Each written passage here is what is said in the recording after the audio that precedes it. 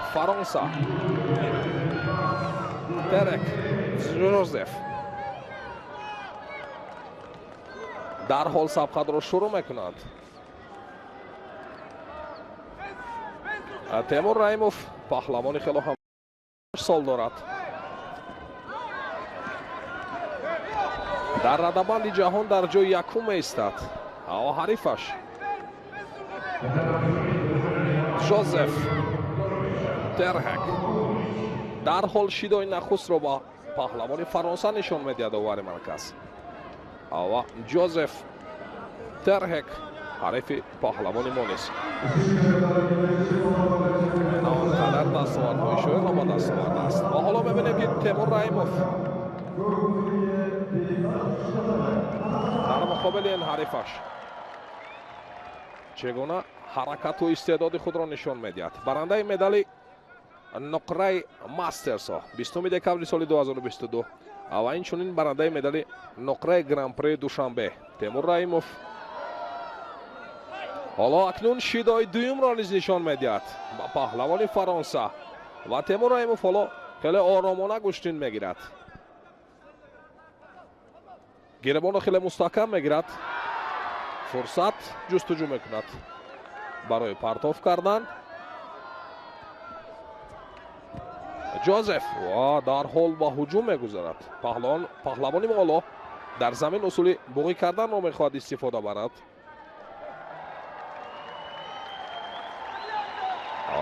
جوزف درهک باشد را در حال کنار میگیرد. حالا پهلوانی ما را میباید تنها چست و چالاکی را از دست ندهد. گوشتین بگیرد ولی درهک نیز خود را خیلی قوی نشان میده در مقابل. دوباره تیمور رحیموف میخواهد اصول بوغی کردن را استفاده برد ولی حریفش نیست. این حالت را خیلی خوب شیدای نخست را برای پهلوانی ما نشان میدهد اوور مرکز ولی این شیدا هیچ خطری ندارد. حالا وقت زیاد است. 2 دقیقه دیگر باقی مانده است تا به انجام. تیمور رحیموف ما انتظار همون پرتاب‌های زیبا و حرکت‌های زیبایی که نشان میدهد. تیمور رحیموف انتظار همون پرتاب‌ها هستیم. هر دو گیربان را خیلی مستحکم میگیرد تیمور رحیموف. حالا فرصت جستجو میکند برای پرتاب کردن. حریفش نیز خیلی قوی است. خود را خیلی قوی نشان میدهد. و تیمور رحیموف حالا حریفش را به زمین کشاله میدهد.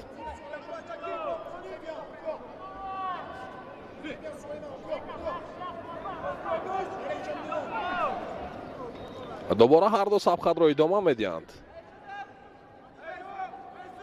نوبت دیگر تیمور رحیموف آزادانه دست حریف را میگیرد و یک حرکت خوب نشان میدهد. حالا و از پشت پا یک ضربه خیلی هم قوی میزند رحیموف و اکنون تسلیم میگردد حریفش. اکثرا همان حریفان و رقیبانش را با همین اصولهای بوغی کردن مغلوب می نماید.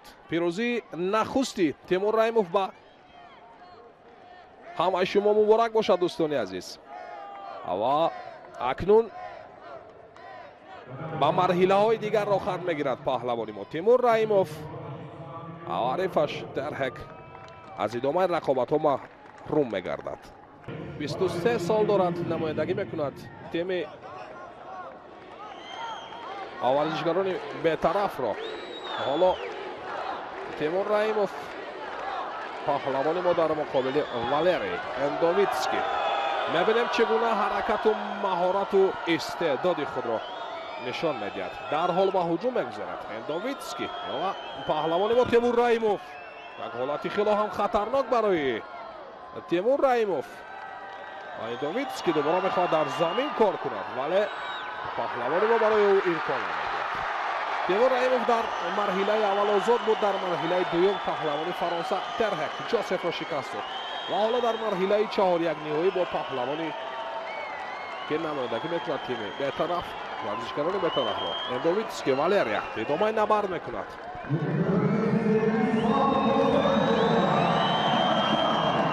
وقتی دیگر دست و گیربان خیلی مستحکم میگیرد تیمور رحیموف و اندوویتسکی نیست خود را خیلی قوی نشان میدهد در مقابل تیمور رحیموف، مقابل پهلوانی اندوویتسکی والریا. دستاوردهایش خیلی بالاتر هستند و در ردبند جهان در جای 90 هستند. خیلی هم آنقدر در چنین مسابقه شرکت ورزیده است و موقعی کسبی را انتخاب کرده است، ولی پهلوانی ما موقع اول را کسب کرده است در ردبند جهان. می‌بینیم که در مقابل تیمور رحیموف خیلی قوی ایستادگی میکند، خیلی کشتن خوب میگیرد و میخواهد پهلوانی ما را از گلیم مرکزی بیرون برارد. حالاتی خیلی هم خطرناک برای تیمور رحیموف.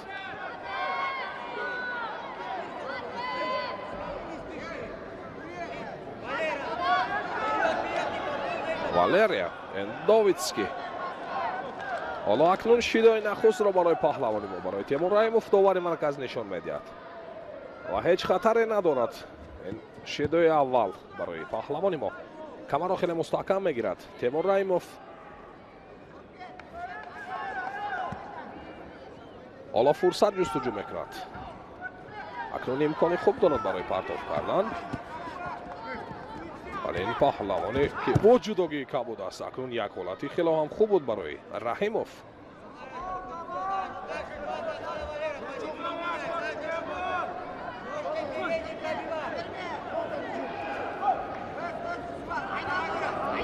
و وقت زیاد است، 2 دقیقه دیگر مانده است تا به انجام. حالا دوباره تیمور میخواست در زمین سلوبوغی کردن حریف را استفاده برد، ولی دوباره از جای بر میخیزند.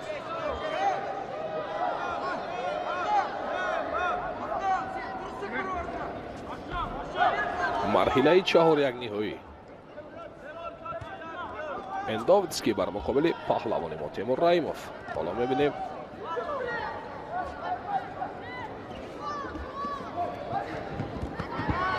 که انا اکنون حالتی خیلی هم خوب برای تیمور رحیموف، علاقه امتیازی وزری را از حریفش می‌ستاند، ولی در اینجا نشان نمیدهد. داور مرکز هیچ امتیاز نشان نمیدهد، ولی این پرتافتی خیلی هم خوب نشان داد تیمور رحیموف، ولی داوری مرکز هیچ امتیاز نشان نمیدهد برای ما. تنها همان یک شیدایی که از در تابلو ما اون را میبینیم. اولی خیلی هم حرکت زیبا نشان داد تیمور رحیموف. نوبت دیگر کمر خیلی مستحکم میگیرد و حالتی خیلی هم خوب. اکنون امتیازی ضروری وزری را می‌ستاند و دوباره میخواهد حریف را در حالتی استحکام نگاه می‌دارد. خیلی هم با یک تاکتیکا و با یک سرعت بلند اجرای اصول کرد تیمور رحیموف. دقیقه آخران و ثانیه های آخری وقتی اساسی و بالاخره پهلوان ما یک قدم به پیروزی میزند اکنون. و اندوویتسکی حالا و غضب میآید. تیمور رحیموف پهلوانی ما را میباید خیلی احتیاطکارانه کشتیم بگیرد، زیرا هر یک ثانیه نقشی بزرگ دارد. هر یک ثانیه میتواند باعثی باخت و باعث پیروزی میگردد. 30 ثانیه دیگر باقی مانده است تا به انجام.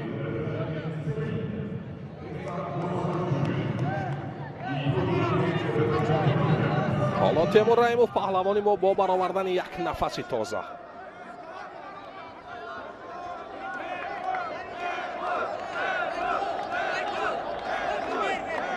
حالا اندوویتسکی والری دوباره سبقت رو ادامه میدهند.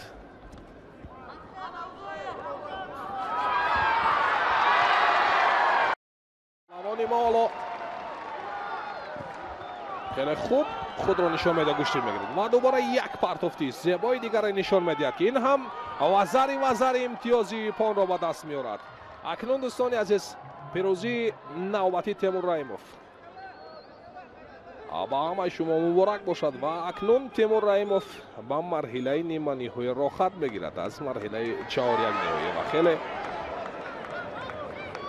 افسوس میخورد اندوویتسکی، ولی این ورزش است، این را همون هنر و مهارت هر یک ورزشگر نشان میدهد. مبارک باشد دوستان عزیز پیروزی نوبتی تیمور رحیموف.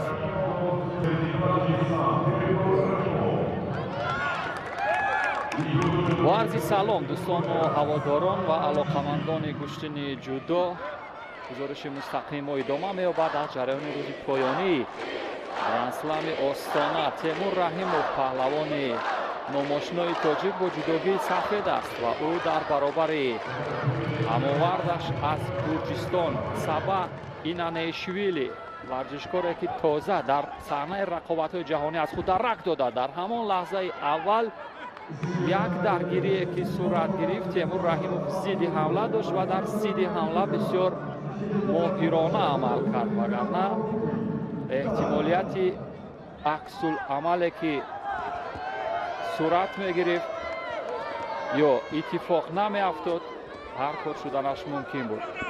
بار دیگر نیز قدرت و متانت و هنر اینانیشویلی برای پرتاب کردن نمیرسد. تیمور رحیموف ورزشکار تاجیک از نگاه تجربه و شرکت در رقابت‌های جهانی نسبت به اینانیشویلی برتر هست،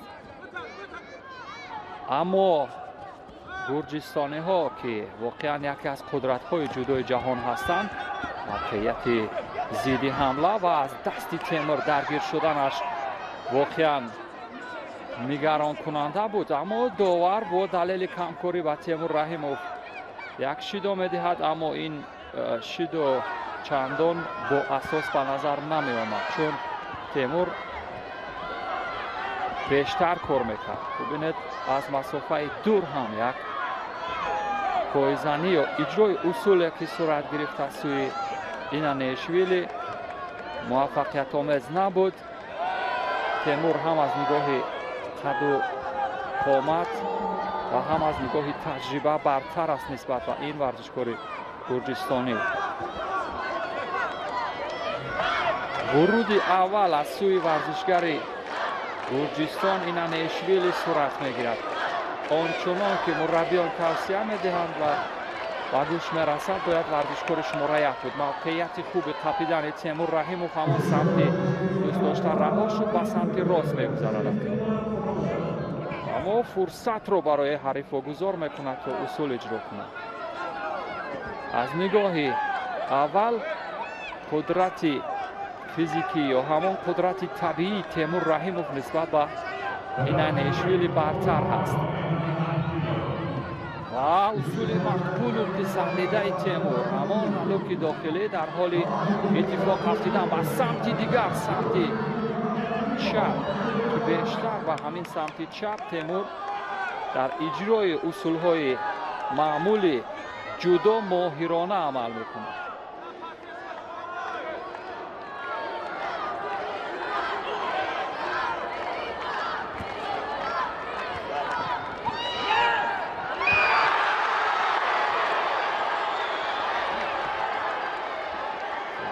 به نظر می رسد که ضد حمله ها را انتظار خواهد بود. به دلیل از مربع خارج شدن شاید یک شیدو با اینانیشویلی، بله نتیجه کارت‌های زرد یا شیدوها برابر می شود، 1-1 است.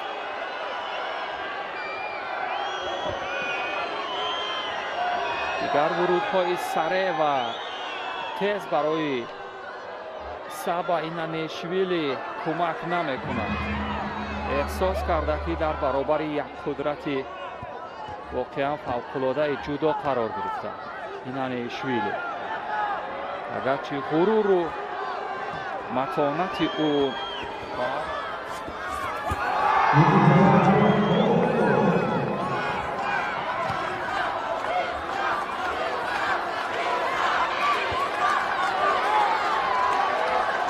بسیار ماهرانه کار کرد و با امتیاز کامل ایپان اینانشویلی را هم از صدر راه برداشت و به فینال می رود. اولی فینالیستی سنگین وزن ها معین شد دوستان عزیز.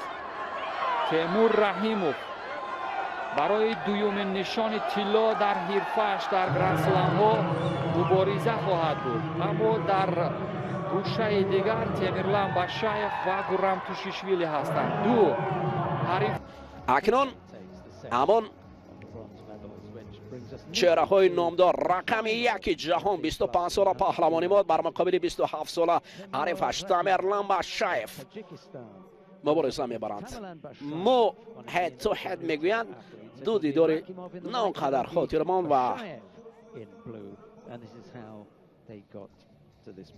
جالب را در یاد داریم، اما با وجود این حالا هنوز هم ما امید از پهلوانان خویش داریم برای رسیدن به قسمت های فینالی. این جفت سه رقیب را مغلوب کردند که در دور اول آزاد بودند، من جمله تیمور پهلوان فرانسوی از تیم بیطرف و گرجی را مغلوب کرده است. همچنین با همین شکل رقیب بابیوک از رومانیا دوستان عزیز نبرد پهلوان ما تیمور رحیموف را بر مقابل باشایف حکمی میکند. حالا با جداگی سفید پهلوان قد بلند 25 ساله خویش تیمور رحیموف را میبینیم. نشان طلا دارد، از گرند اسلم نشان نقره دارد و 4 نشان برنجی دارد. رقیب سال سخت که قدش نه اونقدر با تیمور برابر است. این تیمورلن باشایف است. تیمورلن باشایف عنوان قهرمان جهان دارد، نایب قهرمان جهان است. مهم است همه جایزه دار بازی های المپیک است، اما مهم است همه این مهم نیست برای ما.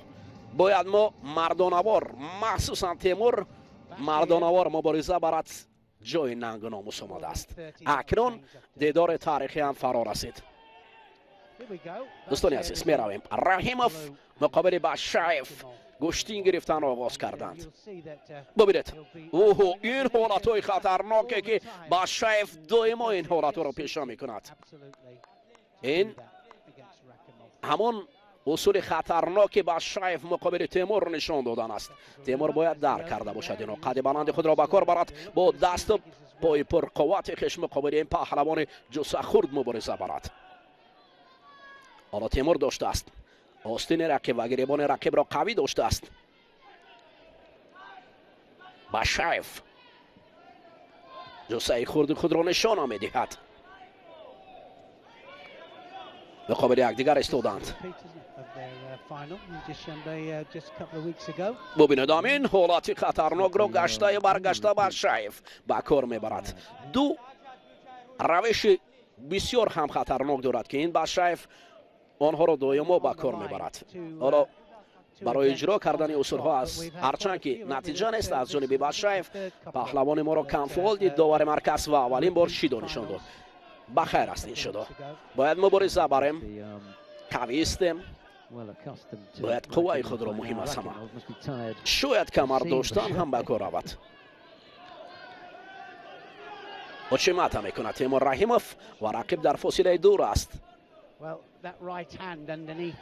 برمیگردند هر دو در حالت راستا ایستادند و تیمور مراتب دیگر ولی باید با مثل قد و قامت هنر باشد. تیمور برخیست، نفس تازه برآورده و به پیش هجوم کرد. باید در مقابل رقیب هیچگاه خود را ضعیف نشان نداد، برعکس حال نفس تازه برآورد و همان قوه دستانی که تیمور است در نبردهای اول دیدیم باید بر مقابل این پهلوان قد بسته خویش استفاده برد. حالا اکنون گریبان رقیب را مستحکم داشته است تیمور و همچنین تیمورلن هم برای داشتن گریبان تیمور رحیموف قوی است. نبرد بسیار هم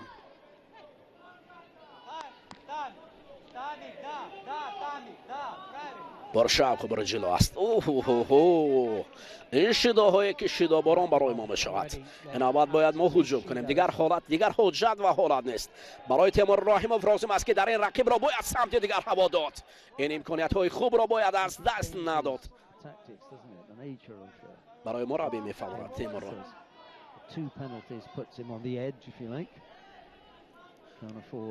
نوبت دیگر با هم می آیند. ببینید در حالت یکدیگر داشتن قد بلندی تیمور سر کتف آوردن تیمرلان باشایف میخواهد این حالت را به کار برد در اینجا شاید اکنون حالت نو بسیار مشکل تر و ببینید ما را سر کتف میگیرد و نتیجه نمیدهد. این حالت نتیجه نمیدهد ولی تیمور باید فعال شد که چون این کم فعالی میتواند شیدای سیم را برای ما بیارد. باشایف به سر میآورد به سر میآید تیمور را. حالت به سر آمدن را هم باید احتیاط کرد. بسیار هم حالت پرهیجان است. اکنون حالت داشتند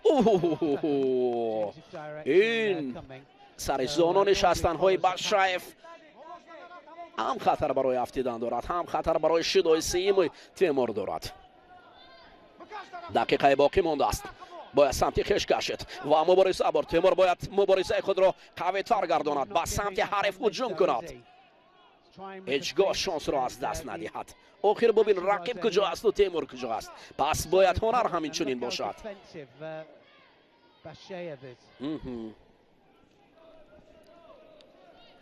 تیمور هم خسته شد. باید خستگی خود را نشان داد. اما نجود این دو پهلوان نبرد را میان یکدیگر پرزورتر میکنند. باشایف بار دیگر سر کتف میکند اما شیدای سیوم تهدید برای ما است. شیدای سیوم تهدید بهر تیمور رحیموف است. اگر با همین شکل خود حالتی داشتن کمربند میتواند که در اینجا تیمور امکانیت داشت برای کمربند رقیب داشتن و وزن خود را به کار بردن. پس همانا باید کوشش کند. تیمرلان هم خسته شده است. ببینید حالا برای تیمور شاید امکانیت خوب باشد خستگی رقیب را به کار برد در اینجا اصول انجام دهد. کمر دارد. یگانه را برای تیمور لازم است که کمربند رقیب را دارد و با قوه بزرگ خود را افشاند. گلدن سکور وقتی طلایی مبارزه بهر مدال طلایی در روی تاتامی طلا رنگ ادامه می‌یابد.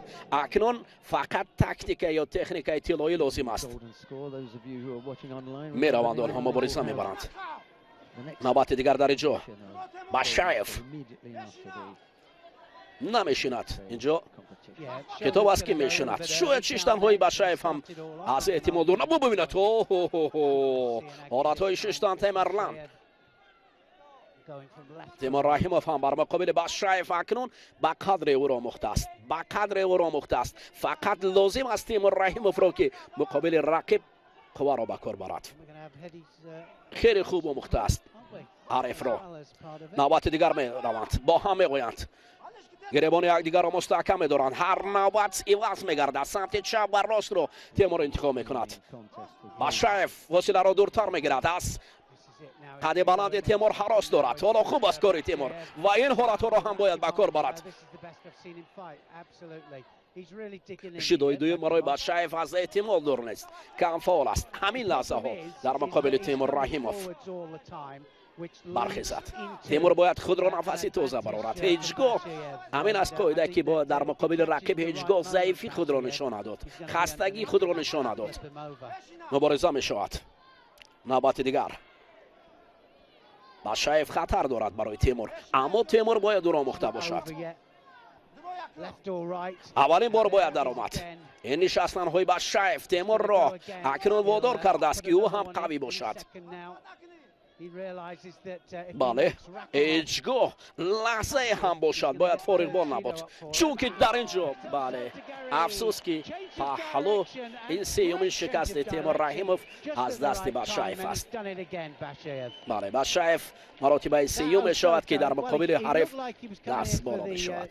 افسوس و صد افسوس که این آباد هم باشایف پهلوان ما را مغلوب میکند. تیمور رحیموف هرچند در وقت اساسی وقت را کشان داد بسیار هم مبارزه خوب بود ولی باز هم باشایف قد پست بالاخره اما اصول خود را به کار برده ما را یک پهلو افتاد. دوستان عزیز اکنون نشان نقره برای تیمور رحیموف و باشایف چون پیشتره طلایی باقی ماند.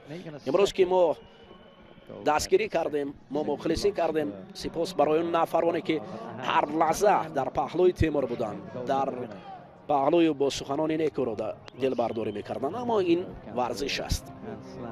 ببینید باشایفی که خسته گردیده است ولی خستگی خود را به کار در مقابل تیمور نشان داد و او رقم یک همانو در وزن جمع 100 کیلو مقابل تیمور رحیموف نشان داد. حالا دوباره می رویم به اون پرتاب پهلوان جداگی کبود پوشیده باشایفی که پهلو تیمور رحیموف را افتاند. حالا که تیمور امکانیت های 100% را داشت حالا که تیمور می توانست که بر مقابل رقیب شایسته هنر نمایی کند ولی افسوس خستگی خود را در مقابل او نشان داد و از این فرصت استفاده برده باشایف او را پهلو افتانید. نوبسته از همه این دوستان عزیز ما در 3 روزه نبردهای گرند اسلمی استانه خیلی خوب درخشیدیم. نوبسته از باخت تیمور رحیموف برای تیمور رحیموف در وزن جمع 100 کیلو باید حالا هم تاکتیک تکنیک خوب را آموزد. حالا هم لازم است که در این جا باید او با این قد و قامت با این دستان پرقوت باید هنوز هم پرقوت شود. افسوس ولی افسوس که در مقابل باشایف کاری را انجام نداده نتوانست. هرچند که آموخته است او را بعضا حالت رو ببینید حتی در وقت اساسی مبارزه خوب بود ولی صد افسوس. اکنون همدیران عزیز این نبرد قسمت فینالی و نبرد نهایی گرند اسلمی استانه بود که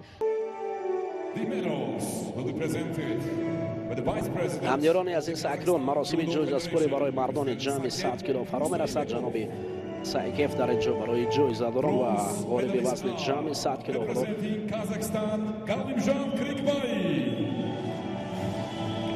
مدال تقدیم می‌کند.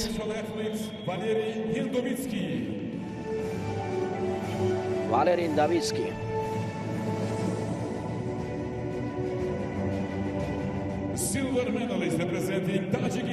برای تیمور رحیموف نشان نقره تقدیم می شود و مراتبه سیم است که تامرلان مقابل تیمور رحیموف طلایی می شود و نشان طلایی گرند اسلم را به گردن آویزان می کند. حالا به خاطر باشایف گیمنی ایجف صدا خواهد داد.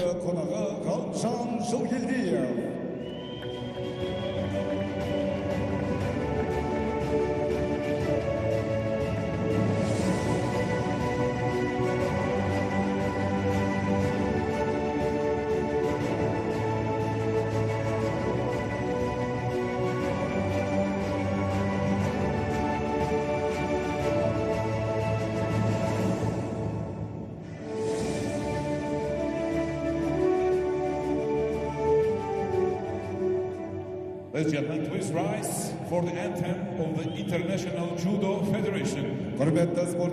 اولوی جودوگی دوستان عزیز در اینجا پیشکش می‌گردد جودوکاران جهانی وزن جمعی 100 کیلو پهلوی هم دیگر می‌استند. این پهلوان قدپستی باشایف که قدش پست است و مقامش بلند است نسبت به رقیبان قد بلندش مخصوصا در پهلوی تیمور رحیموف و هندویتسکی. و پهلوان قزاق. Gold medalist in this category, Tamerlan Bashaev. باشاев در وزن جمع 100 کیلو رقم 1 Жан Кырыкбай коло атанган кошебеттериңиз көрбөт агайын. Экранда مقامی از دست دادیم، корутундусу. در مقام ششم ایستاده‌ایم. خوب است که در میان زیاده از 40 کشور عالم